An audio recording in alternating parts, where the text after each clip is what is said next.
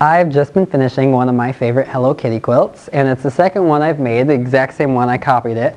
And oh my gosh, binding quilts, as you may or may not know, especially if you're a beginning quilter, can be so difficult.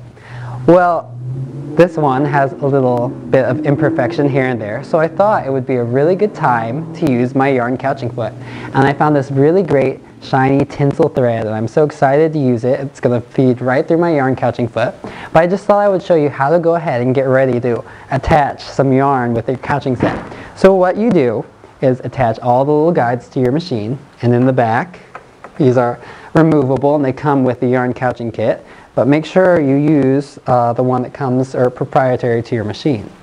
And just give yourself some yarn to work with. Go ahead and mount it down freely so it can move, and just guide it through the guides and right through to the front of the machine, going through the arm, and then you attach your little special yarn couching foot. And this, but before I do that, I guess I'll get it all ready and threaded. There's a little tool that you go ahead and catch the edge of yarn with and feed it right through the little hole in the foot. And this foot will just keep the yarn right in place to be tacked down by the sewing machine needle. And it works so well, and I know it's going to add a lot of great texture to the edge of this quilt. So, I'm all set and ready to go, except for setting my machine for free motion quilting.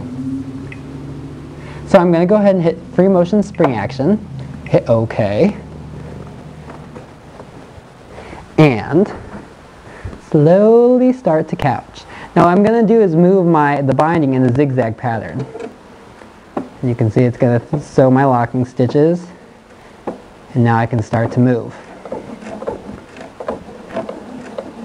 So just back and forth, all along the edge. And you might notice that when you go and pull this out, that it doesn't look like the fringe is going to show. But what you need to do is just go ahead and work some of the fringe out. So as you work through thicker parts in the binding, be careful,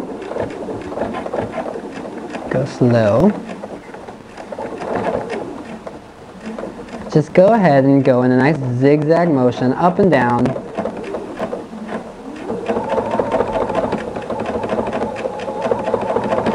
To really give yourself a lot of good coverage on the quilt.